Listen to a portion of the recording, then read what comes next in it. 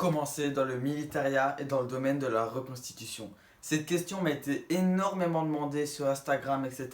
N'hésitez pas à vous abonner à mon compte. Alors, je vous explique vite fait. J'ai perdu mon ancien, donc voilà, je me suis refait à nouveau. C'est pour ça que c'est plus le même. Enfin, le nom, c'est plus le même. Au lieu d'être à tirer du basset à poids. Donc voilà.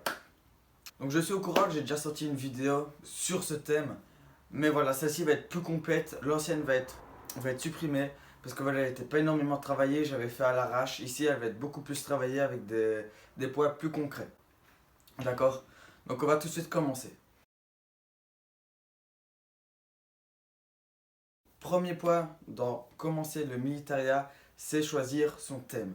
Donc par exemple, si vous allez collectionner de l'US, de l'allemand, du français 40. Donc voilà, quel thème vous allez représenter? Moi, on peut voir que c'est essentiellement l'US. J'ai quelques pièces, voilà, diverses de l'US. Mais voilà, je reste essentiellement dans l'US. Donc une fois que vous aurez ce thème, il faut surtout, mais ça c'est un point, comme beaucoup disent, qui est très important mais qui est peu pratiqué, c'est la documentation. Alors la documentation, ça va être par exemple dans des livres, sur internet, des vidéos, même à des gens. Vous pouvez demander ou vous faire renseigner par des gens dans le domaine. Donc pourquoi de la documentation? Parce que par exemple, je vais prendre un exemple qui est beaucoup vu, c'est par exemple vous, sur deuxième main ou le bon coin, vous voyez une coque de casque US. Celle-ci est une ABL ou une française après-guerre. Et vous croyez, c'est une US originale de la seconde guerre. Donc vous allez payer un bras pour l'avoir alors que ça vaut pas du tout cette somme-là. D'accord? Donc je vais vous montrer quelques exemples de documentation. Ici, je me suis fait, voilà, je me suis imprimé des fiches. Donc par exemple, ici c'est sur la toile de tente avec tous les différents fabricants. Voilà, les toiles de tente, euh, comment ranger son havre-sac, ce qu'il y a dedans, les différents fabricants, ainsi que les saturons garants. Donc avant d'acheter, je me renseigne, d'accord? Il faut vraiment se renseigner pour pas faire n'importe quoi. Il y a d'autres types de documentation, comme ici, les magazines. Voilà, donc c'est, par exemple, ici, on voit sur les différents uniformes, voilà. C'est vraiment, il faut vraiment se documenter. Ça coûte pas grand chose. Je sais plus combien je l'avais payé. J'ai payé 9,50 €. Voilà, c'est vraiment rien. Documentez-vous, c'est très important. Ou encore, un autre type de documentation. Ici, c'est un livre sur les maquis. Quand je voudrais monter mon uniforme résistant, bah, j'aurai ce livre à disposition. Regardez. Par exemple, ici, on voit diverses choses que les maquis utilisaient. Voilà. Donc franchement, c'est vraiment un livre super chouette, voilà, qui nous renseigne bien. Donc voilà. Où est-ce qu'on peut trouver ces pièces de collection? Tout simplement sur divers sites. Donc Facebook, moi j'ai plusieurs choses qui viennent de Facebook, comme par exemple mon Saturon Garant, ma toile de tente, etc. Vous avez aussi donc Le Bon Coin, Deuxième Main, eBay. Donc voilà, vous avez plein de sites. Il y a les bourses aussi, les brocantes. Et vous avez aussi vos amis. Donc par exemple, moi j'ai acheté plusieurs choses à des amis. Par exemple, encore un exemple, la baïonnette de Garand. Je vous mets le petit i juste ici euh, de la vidéo. Donc voilà, ça je l'ai acheté à un ami par exemple. Donc voilà, vous avez différents endroits où trouver les pièces. Maintenant, on va passer sur le thème de la reconstitution.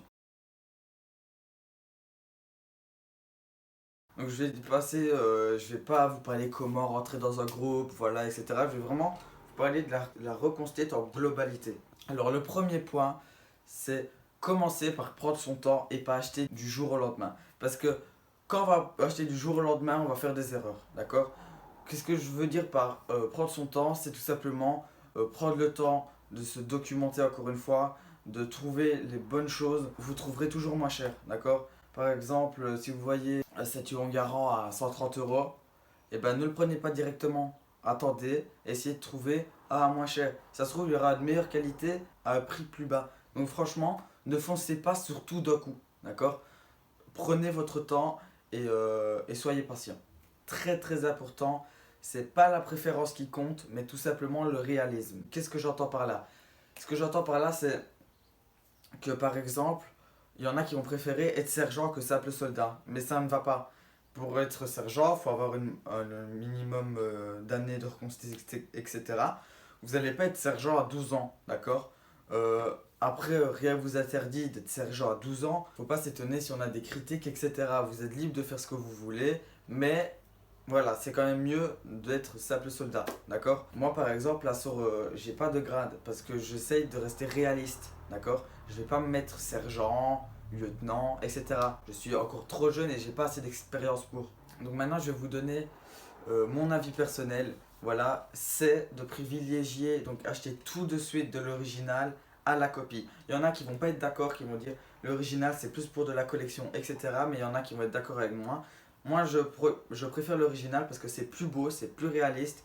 T'as pas des. Par exemple, sur des copies, t'as pas des couleurs jaune poussa, par exemple. En plus, dans l'original, vous aurez des pièces qui coûteront moins cher que des copies. Moi, par exemple, je prends de l'original en termes d'équipement, mais j'y fais attention.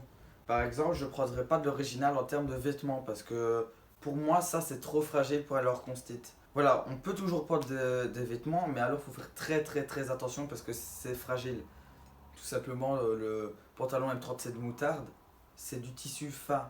Donc faire attention, ça peut se déchirer très vite. Ensuite, un point très important, c'est faire des connaissances pour avoir des conseils. Donc je vais vous dire un petit truc. Dans le domaine du militaria et de l'art constit, tout le monde se connaît entre guillemets.